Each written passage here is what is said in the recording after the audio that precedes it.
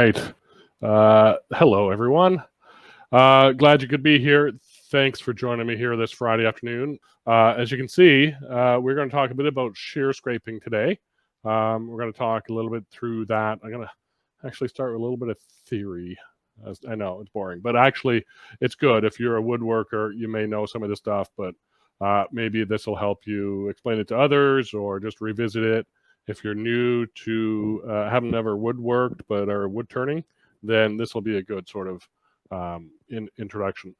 We'll do a little bit of that, and then we're going to look at shear scraping on the lathe and what I call shear scraping and different terms and different things I talk about when I teach and show people. So stick around. It's going to be fun, and it'll be a lot of good learning stuff. So this is my desktop on my lathe, and I've got a few things out here I wanted to show.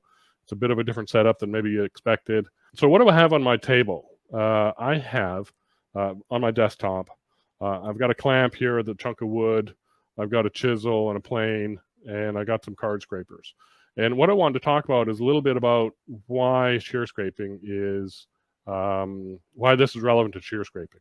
And so this little bowl I wanted to show first, just to kind of see what we can do with shear scraping. This bowl has has no sandpaper. I touched it. This is straight off the tool with a bowl gouge and shear scraping with my scrapers. So it's very smooth. So it's got a nice finish on it. You can feel, if you go against the grain, you can feel the grain in there and stuff. But otherwise, it's very smooth. And same on the inside as well. And I'm trying not to destroy all this lichen that's growing on it and stuff. And so it's you can do a lot with shear scraping with and without sandpaper. Sometimes I know I'm not a good sandpaper guy, and so there's a number of pieces around the house that are left straight off the tool. So and sometimes I like that, especially for these sort of natural looking things. I just kind of leave them alone. So overhead view of that. Let's take a closer look.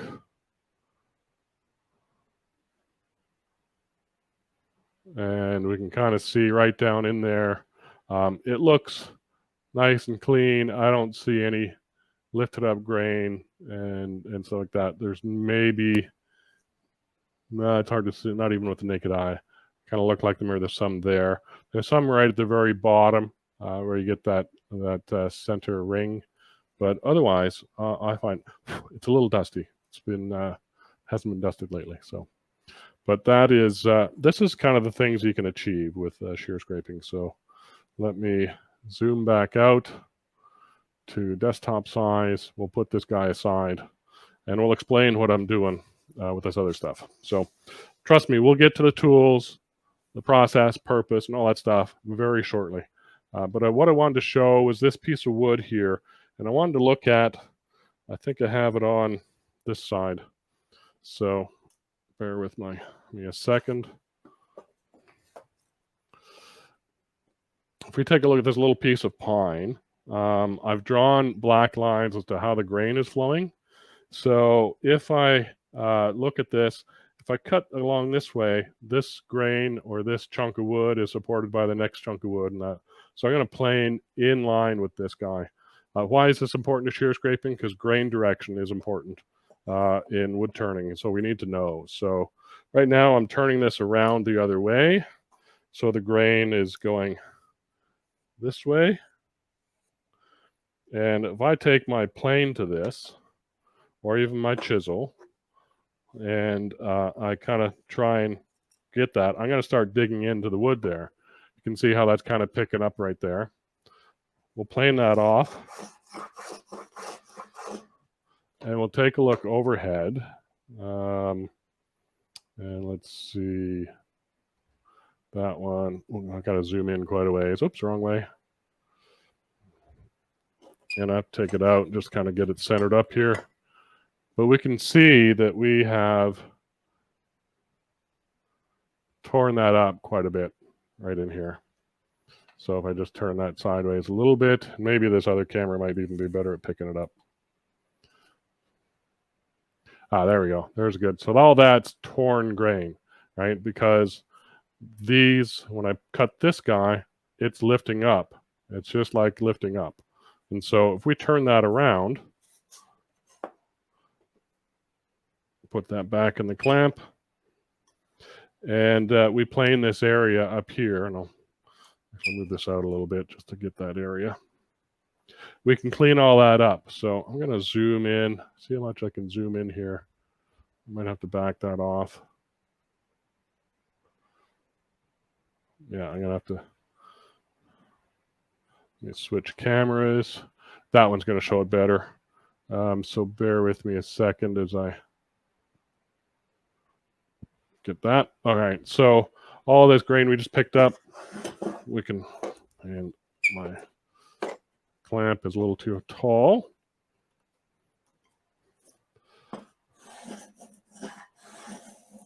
We're getting nice curls off the plane because we're going with the grain. And so all that picked up grain is now cleaned up. And we're getting these nice curls coming off. And that's what we want to see. And this is the kind of thing grain direction really teaches you in woodworking. So if you plane this the wrong direction or chisel the wrong direction, you're going to lift up the grain. Same with carvers. Carvers will have the same issue. And so if we take a look at the next step and use a card scraper, first of all, let's look at the angle of the plane. The angle of the plane in there is about like that. So we've got a angle that's cutting the wood at about 30 degrees on this front bevel. This plane, I think, has about a 25-degree bevel and a 12-degree bed level. So add those together, you get about 30 or 35 degrees. So we're cutting the wood at a fairly steep angle with this plane. So if we go to wood turning, and what we do with a scraper flat on the rest, we're going to use the flat side of to represent that. We're cutting right there, and we're just kind of cutting in that direction like that with a flat scraper. If we shear scrape, then we're now turning it this way, but we're also angling it this way, and we're shearing up. So we do that with a card scraper in woodworking. This is a card scraper. It's in a handle. So I've got this flexible card scraper that I can bend. And if I find where my burr is on this one, here, I can feel it. If I bend that and scrape along there, I start scraping this surface, and I'm getting, that's one way to scrape a surface clean. This guy helps a little bit. And so the angle between our scraper, and I'll use this again, and our wood is less than 90 degrees. There's 90 degrees, and this is where the chisel action was happening. So so the different angles, positive and negative, I guess, if you will, this being, 0, 90 degrees being 0, and then this being a scrape, and this being a cut, is kind of what I kind of define all those things as. So that's kind of where I'm kind of starting this discussion, just so we understand why we're cutting with the grain direction and why we are changing the angle of our tool. So, and I thought that analogy with woodworking might help a little bit. So the last thing I want to do with the plane here is show, and I'll do an overhead view, is show, I'm going to back out a little bit, is when I plane this thing with the hand plane, I'm going straight, a little bit more out, you can see the whole thing. I'm going straight across the board. If I change this plane this way, I've now skewed the plane, and this is a skewed planing cut, and this sometimes makes it much easier to plane. You see the curls, instead of coming up nice and coiled together like that, now they come out. Let me do one more. We'll compare. Spiraled. Right? So we look at the chip difference of what we're creating. This is a straight cut here. And this is a skewed cut here.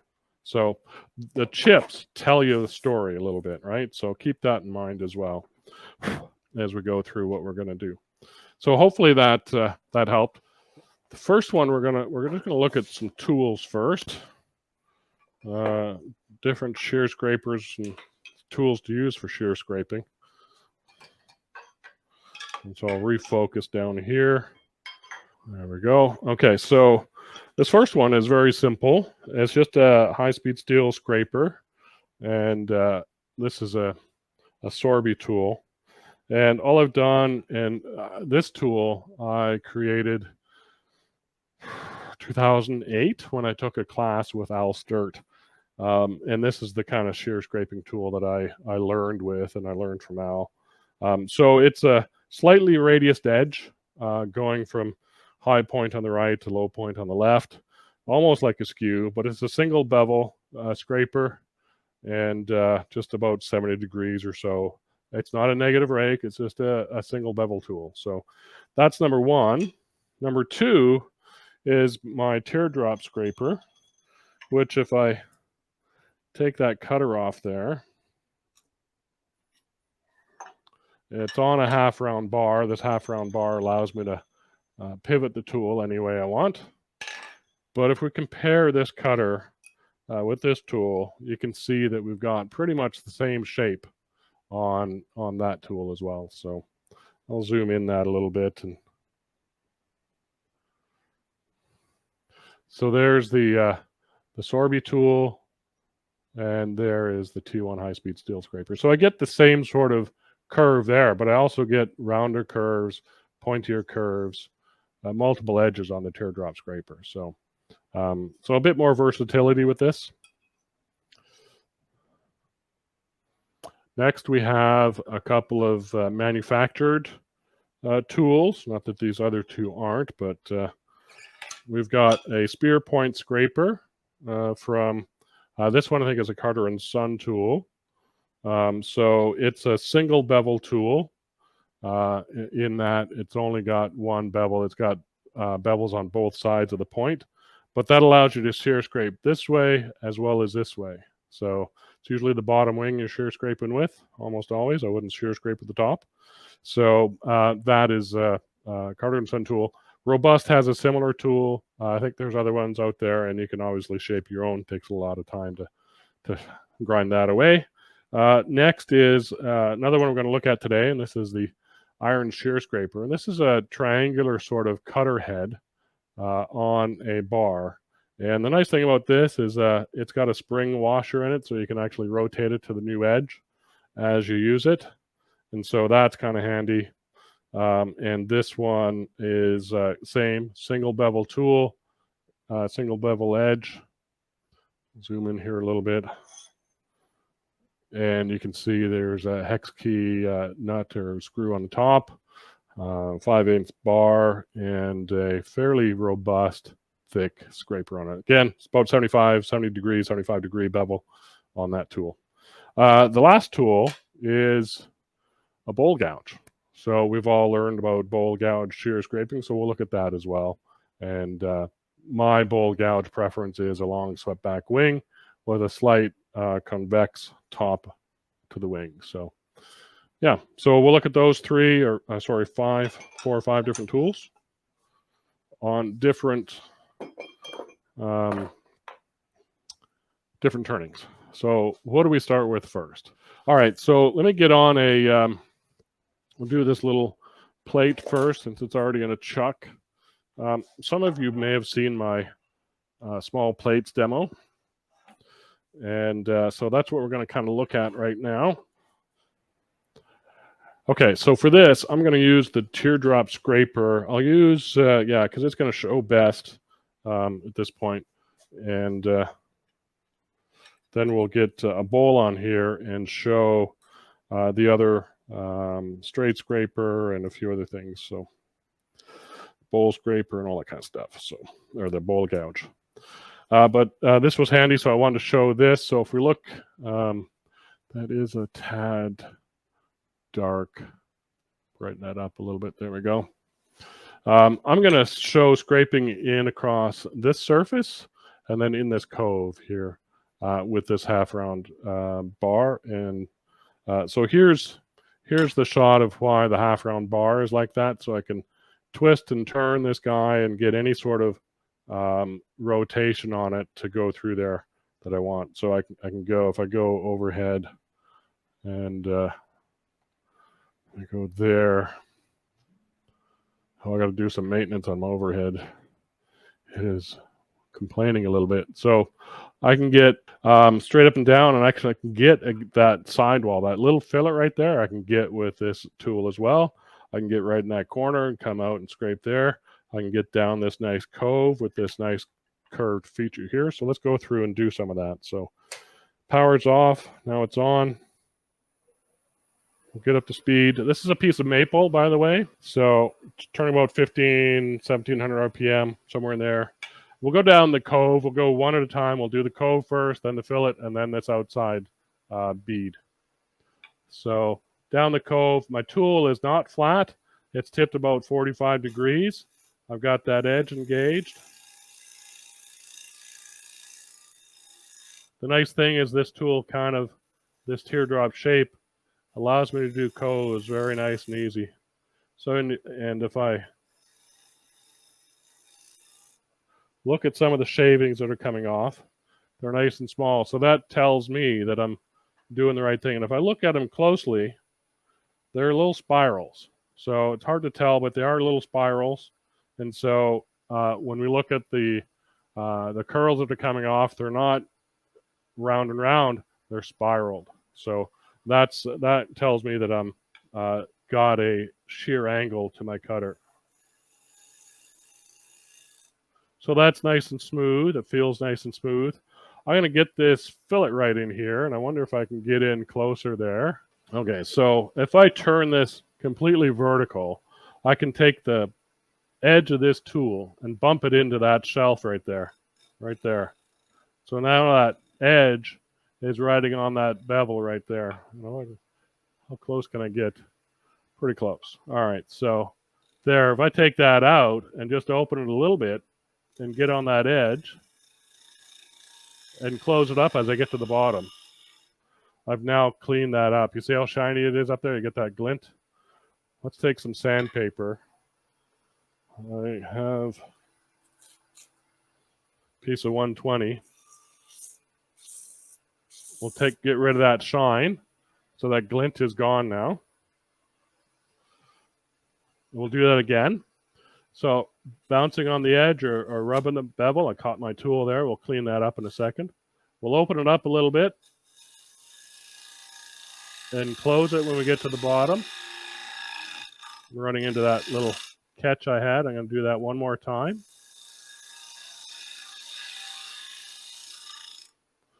And we get that shine back up there. So we got a nice clean cut up in there. So, and then when I can get to that bottom of that fillet, I'll do that again. I'm pretty vertical. I'll open the tool up again and scrape this bead. So now I got that shine back on my fillet. It's nice and clean. I've got a catch here. If I look in the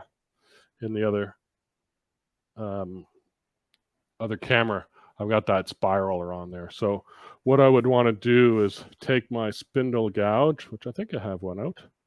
I do. I need to clean that up and go back and fix that up. So the best way for me to do that, if I look at this plate, it's face grain turning. So if I look at my way I'm actually cutting, you want to cut from small diameter to large diameter. And so here, from the high point to the curve, I want to cut this way. From the high point, I want to cut this way. So if I wanted to clean up this back edge in the right orientation, I would cut this way downhill. But I want to clean up this side, so I'm going to cut from the top of the hill down to the valley. Because I can't get my tool in there and come uphill. I can do that with the scraper, and that's what I was doing. But I need to get that cut out. So there's the heel of my tool. I'll rotate it around until I pick up the cut. There's the cut.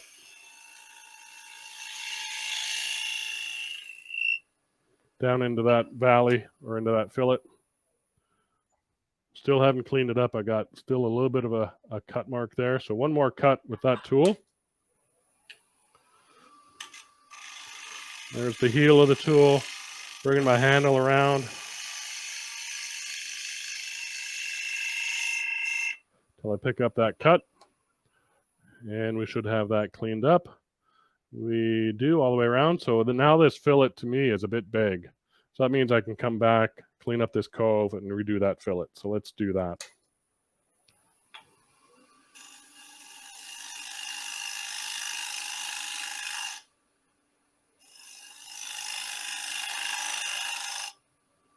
Reduce that fillet size. We'll go in and clean that fillet up.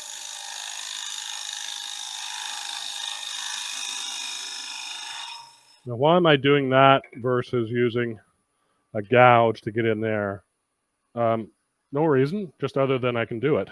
So once I have this tool in my hand, I can do a lot of things with it. So why not? And just blend in that cut from the gouge. And we've got a pretty good surface. I got some tool marks up here I need to kind of just smooth out. But my fillet is looking good. I've got a little bit right down right in the very bottom down there. That's what I wanted to get rid of. Back to just to clean that up with this guy. Just showing you some of the versatility you can do with a scraper and a shear scraping. So I didn't do any scraping with level tool. I had it turned over, came down the ramp, and that's kind of gnarly actually. I'm going to do that one again.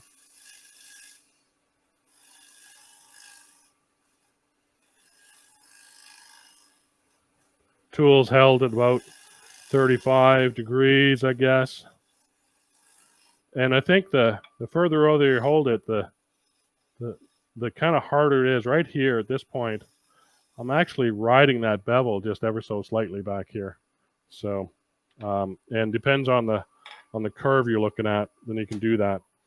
On the insides of the plate, which I don't have one here, I do the inside that way as well. I ride that rounded tip down the inside of in the plate.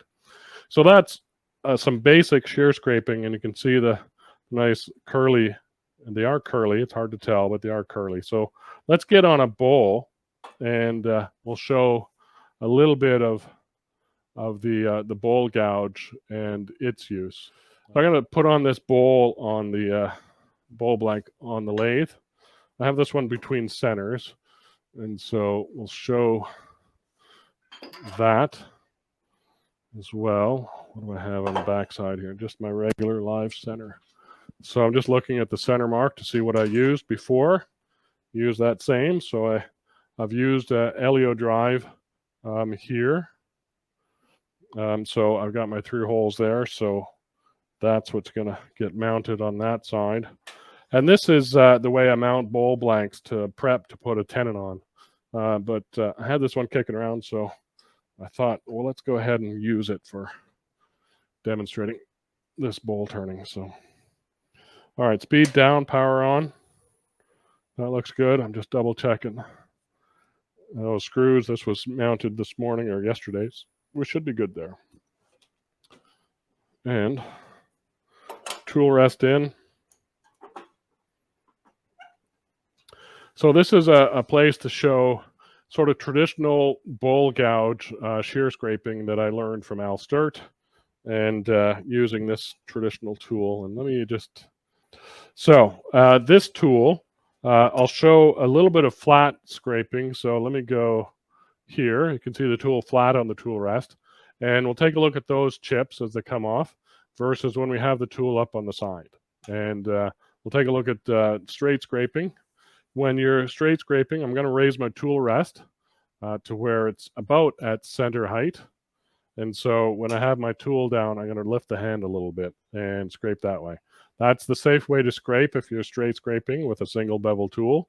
You don't really want to come at it this way because the wood will catch and it'll throw your handle up and you'll be in trouble. So start with the handle low, or the handle higher than the tip of the tool. What that really does is create a negative rake between your tool and the wood. So this angle right in here is less than 90 degrees. So, and that is key, right? So that's what you want to do. You want to worry about having an angle less than 90 degrees between your wood and your scraping tool. So if I have it less than 90, I'm probably going to be in for a rough ride, or more than 90, I'll be in for a rough ride. That'll be a problem there because that's just going to kick my tool up. All right. Get some speed here. This is running relatively smooth, 1600 RPM. I'm going to move my tool rest a little bit closer. I've got the handle kind of high, and I've got it tucked under my arm a little bit, so I'm up high like this, so I know my handle is higher than my cutting edge. I'm going to stop there for a quick second. Let me just sweep up. I'll sweep some of these. I want to get a good chip to show. All right, I've got a few in front of me here.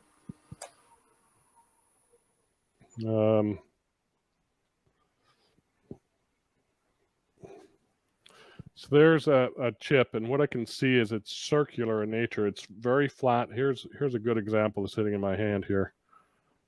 See how it's kind of coiled up? It's not spiraled. That's kind of what we're looking at in terms of the kind of curl coming off a straight cut, right? And it makes sense because the wood is just coming straight down and it's just kind of peeling off. If I go like this, we're going to get a spiral action. So let's just do a bit more flat scraping just to clean this up a little bit. And this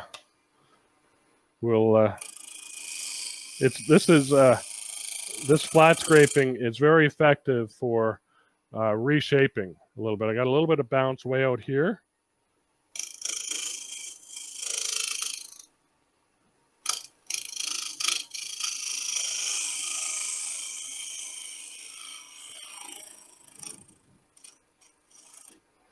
And I can use a bit of that curve to kind of get into the places I want to get to. So that looks pretty good. It leaves a pretty good finish on there. If I look around this way, maybe zoom in a little bit, you can kind of see it. It's a pretty good finish, not bad at all. So there's nothing wrong with just doing that. Now, if we take the tool up on its edge, now we got a angle, not only of, now one of the other things to do is to keep in mind the angle between your wood and your scraper wants to be less than 90. So I need to tip this in. And then I have this turning angle that's coming down at a shear. So this is a shearing off the wood at an angle. So this is what I call shear scraping. So at the angle there, the other thing to think about, and I should mention, is when I'm shear scraping, I want to cut with probably the lower half of the tool. It's right underneath the fulcrum under here. This edge is the fulcrum. So anything under that sort of general area is going to be well supported. If I start cutting way up here, it's going to slam the tool down or at least force it down. So cut with the lower half of the tool.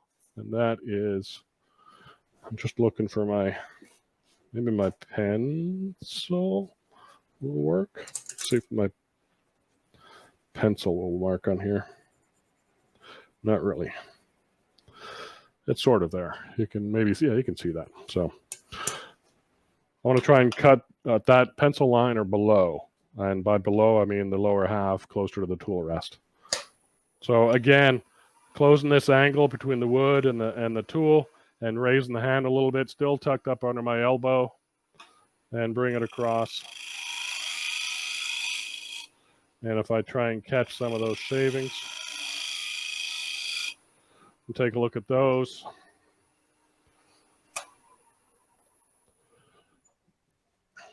These are now much finer chips, and they're curly. So they're a little bit more curly than the straight flat chips that are rolled in a circle. These are more spiraled and stuff. So that's a bit of difference. If you look at your chips, you kind of know what kind of cut you're making. Now the angle of this tool, whether it's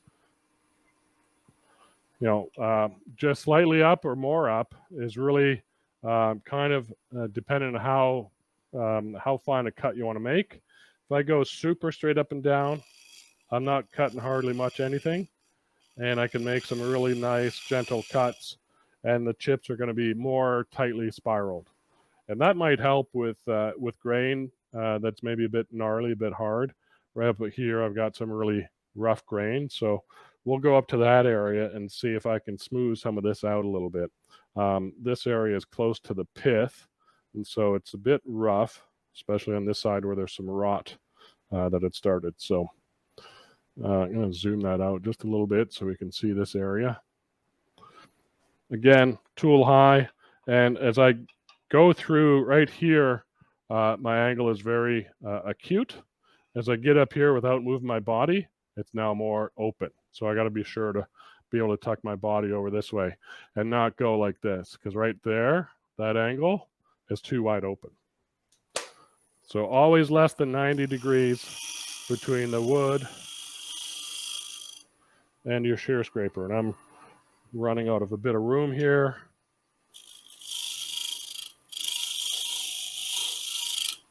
Grain direction, right. I was going to get back to that.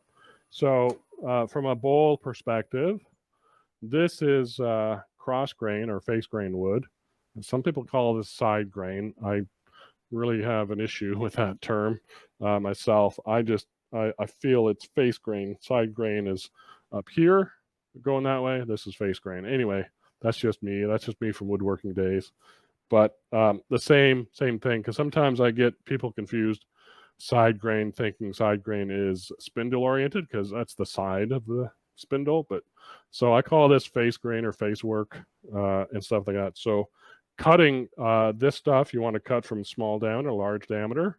That's going to give you the best cut because the fibers are supported that way up. If we look at this, let's look at this side of end grain.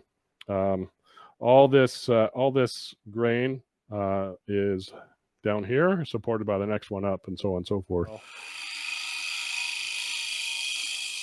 But this gives you, cutting in this direction gives you a cut with the grain, and so it comes out very smooth.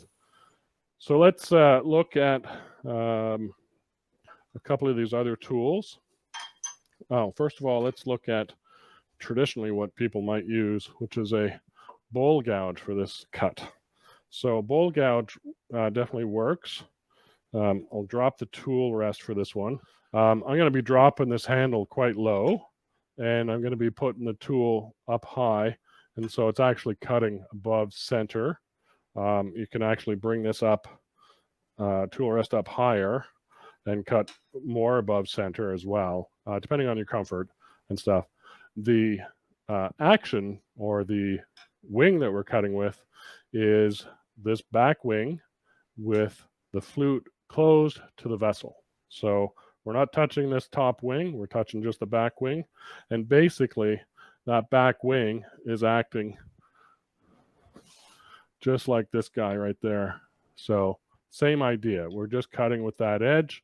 We're keeping this guy on the wood at a shear angle because it's slightly angled. It's not straight up and down, it's slightly angled.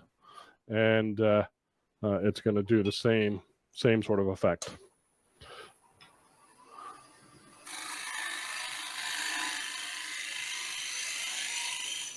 So that, and I'm trying to capture shavings. I can't really do it.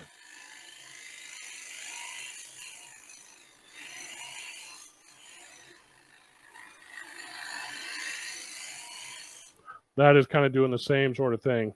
That's really coming off powdery, but you can see where I was cutting. You can see the dust in there. So I was cutting with that area of the flute right around there. And that's why I like a convex surface.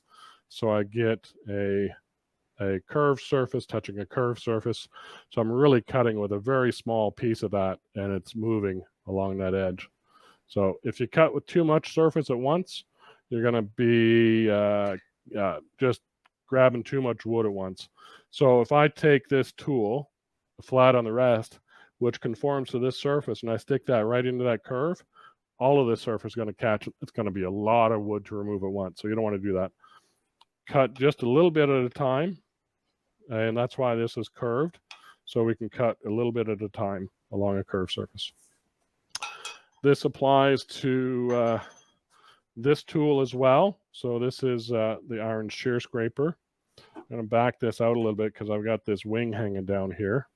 And if I put that on, so I'm again holding the tool up. This is a handleless tool. It's just the bar. And we're going to angle it up a little bit, just like any other sort of scraping tool. I'm making sure that this angle between the wood and the tool is less than 90. And it's the same action as the as this one. And if we look at those shapes, we're very similar in shape. So so it's the same sort of action. You may want to put a handle on this to tuck it up under your arm and stuff, but same idea. And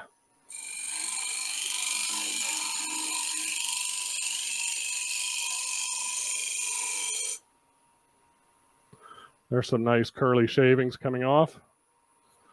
Now you can look at the tool and see that I cut with the lower third of the tool. I didn't cut up here.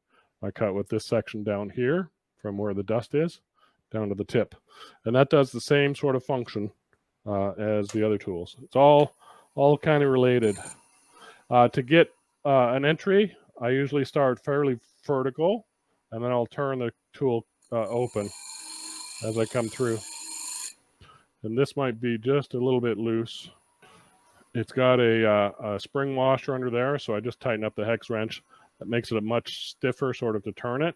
And I've just turned it. We were cutting on this side. Now I've turned to a fresh edge on this side.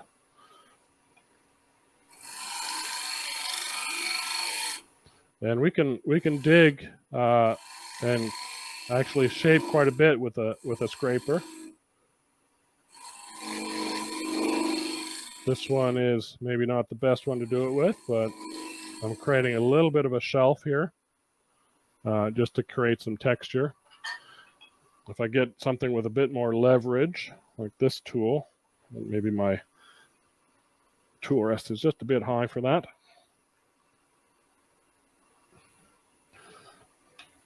One of the things that Al Sturt taught was a little bit of how to create some simple texture with a simple scraper.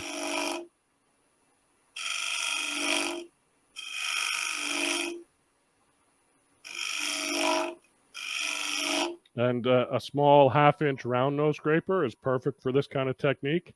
Not flat, but up on a skew, just like we're doing here.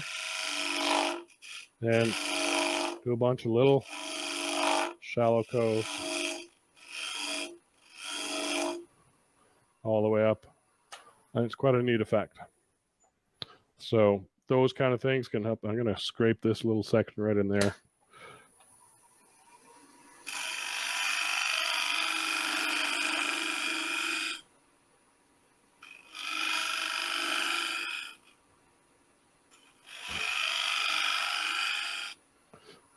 And we get a nice sort of scallop, and scallop, and scallop, and scallop. This was the bowl that I turned in that class with Al Sturt, and it's got all those little scallop marks all the way up it. It's a piece of beautiful bow dark that has aged ever so nicely. Cracked on the bottom, but hasn't moved since it cracked. What's that, 2008? I can't even count. 15 years? Something like that, 15 years ago. So next is this big tool. I need a tool handle for this one.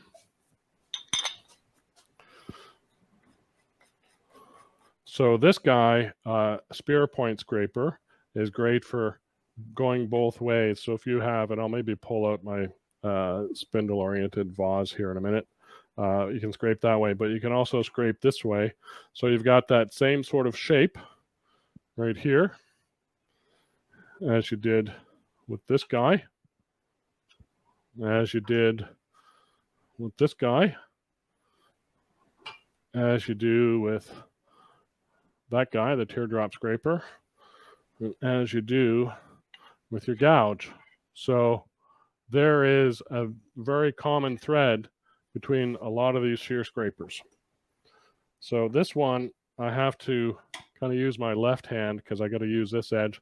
I want to cut in this direction, and I can't do that with this side because I would be typically going this way. So let me see. So handle up, going downhill this way, I would run into problems with the grain direction. So I need to go this way, uphill this way, and need to back this off just a little bit because I've got this rolled or this curved edge that I need to get my full edge on the tool rest. So I may have to pull the tool rest back a little bit to get that full edge on the tool rest. Again, handle high, tool nose lower, single bevel tool, and maybe we'll move this around and we'll scrape this area up here. So handle high, tool edge low.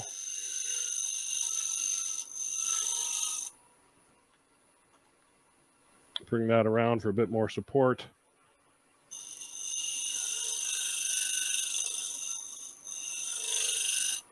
Now, this is important to see either there or there.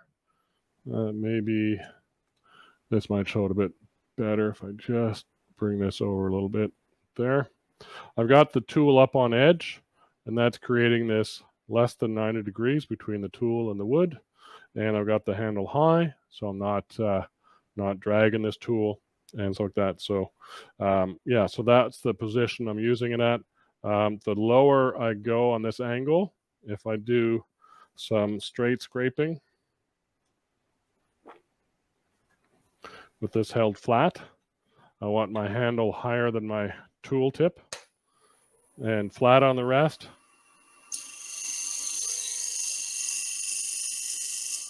Creating those round curls. And where's my view overhead? Creating those round curls instead of the spiral ones. So it's hard to. I'm covered in different kind of curly things. So so that's kind of a little bit of an overview on shear scraping on a bowl. Let's look at a spindle form. I'm going to show this one. And just do a quick little bit on spindle oriented shear scraping. All right, so this is a small ash hollow form I turned, I think probably on a live stream a while ago. And let me just see the speed down, turn that on. I'm going to do it without tailstock support today. I do have a rubber chucky I can put on the end, but I want to try and get access to the end here. So this is where, and I'm going to show just two of the tools doing this. The iron shear scraper, because this is really what prompted this live stream on shear scraping, is a customer asking, or commenting that there's some learning curve with this thing, and there sure is. So if we look at this ash vase, it's kind of swirly grain, but it is a spindle oriented vase, and so that means the grain is running this way along the thing. So we've got a long sweeping, supposed to be a long sweeping curve. It's just barely curved along this length, and then a very short curve down here. So on spindle turning, I want to turn from high, largest diameter to lowest diameter. So that means I want to scrape from this high spot all the way down this way, and then from this high spot down this way. So this is where the iron shear scraper kind of works, and my teardrop cutter really works and excels. So both of these tools excel here. You can do it with a bowl gouge. It's a little bit more I don't know, fiddly, I guess. Plus this, by the way, I should say that this is dry. This is almost finished. This is pretty thin already. It's probably, maybe 3/16 down to an eighth right at the end here, but it's probably it's getting a little fatter down here. But normally this kind of work, if you're doing this kind of work, you're scraping maybe dry wood as well. You can do it with wet wood if you're doing it all in one turning, but just FYI, this is dry wood. So I'm going to raise the tool rest because I'm cutting. If I look here, it's almost at center or just below. If I'm cutting with the, let me erase those dust marks. So I'm cutting just probably below center if I'm cutting down there, plus if I have the handle up. So I want to raise the rest, maybe a knuckle's worth. I say a knuckle, I've got my finger width between my locking collar and my rest. So now I'm up higher and I can shear scrape. I want to keep, again, this angle between the wood and the cutter less than 90 degrees. I don't want to open it up like that, but I want to have it closed up. Don't have it up like that. I want to have it tilted over. This would be just too aggressive. The more from horizontal to vertical you go, the less aggressive it gets. Think of it that way. All right, there's a slow speed. Get up a little faster. Doesn't have to be too fast, 16, 17 RPM. Might go faster depending on the wood. Just a light touch here.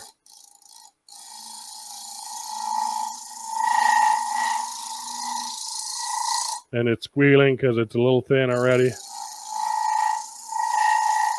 But demo purposes, this is doing what I want. I'm getting fairly dusty stuff coming off. So let me go ahead and throw.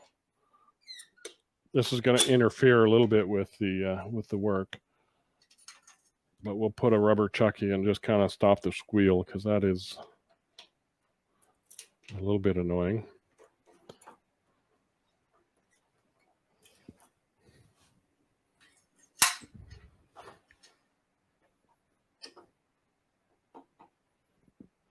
All right.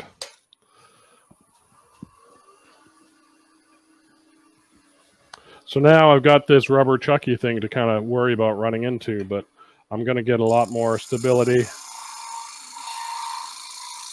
a lot less whine out of the turning, especially since it's already quite thin. So from the high spot,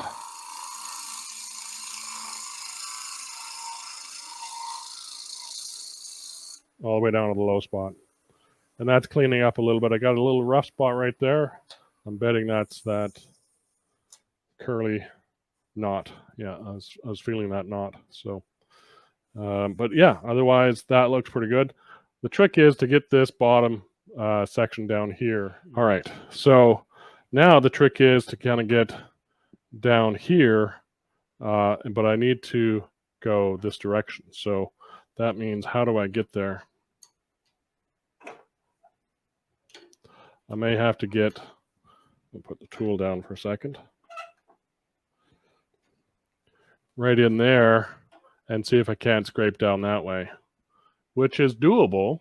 It's just awkward, but let's try it. I need to have a bit more room there so that, let me see, overhead, so I can get from down high diameter down to low diameter. I may tuck that in as close as I can to the chuck. And that is where I'm getting to there. So let's see how well that goes. So high diameter. Yeah, so right at this point, I'm in trouble, right? I'm in trouble because what is the angle between my cutting blade and my wood? It's close to 90 degrees. So now I'm not really scraping anymore. I'm starting to go to a cut, which is difficult to do. So what's the solution here? Well, one solution that Phil showed in a demo was to turn it in reverse and go on top down that way. Because now if I go to this view, the angle between my wood and the cutter is less than 90 degrees. The wood's gonna be pulling away from me, so I'm going this way. Oops, here, my hand is in the way. The tool is going to go from up here down to the corner. And I can get this corner right into the corner down in there. And if I look back to overhead, that's where I'm kind of getting to, right in there. So that's one solution. So let's go forward. Let's go reverse, I mean. So this is more of a overhand sort of scrape.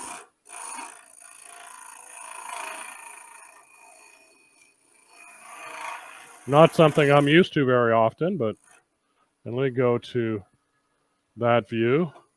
So I've got I'm going to back this up a little bit because this point is hanging up. I've got the tool bar on the rest.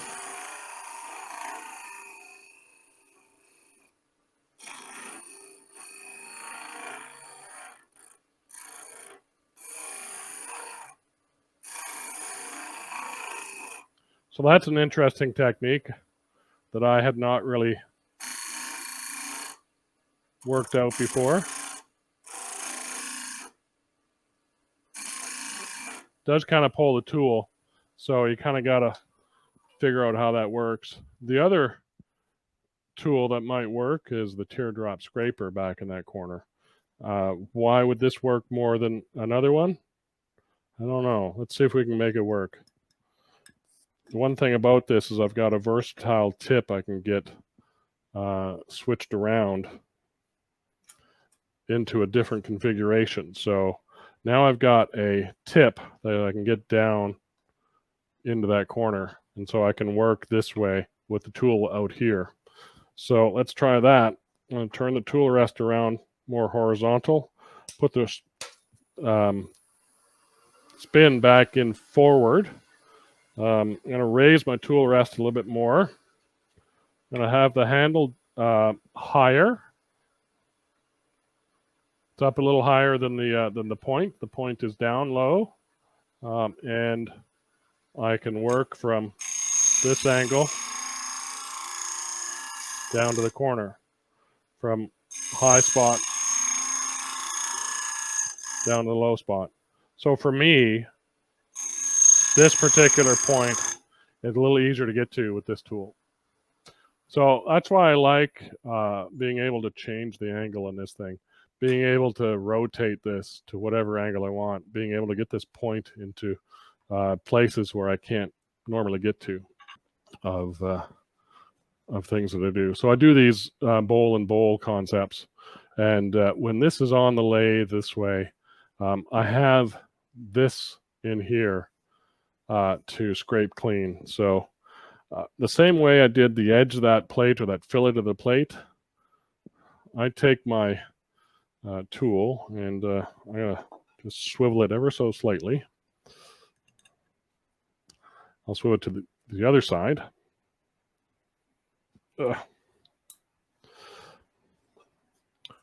And I take it down that wall and into that corner and scrape up there. So this point can get me into that corner right there and on this side wall, scraping that short wall there. So another place where you can swivel that tip on this guy to reach places that may be difficult to reach. Anyway, with that said, I got through everything. Get a hold of me if you have any questions. This is, again, for replay. Other than that, I am going to say good day. Everybody have a fantastic weekend. Create something and be kind. We'll see y'all next time. Bye for now.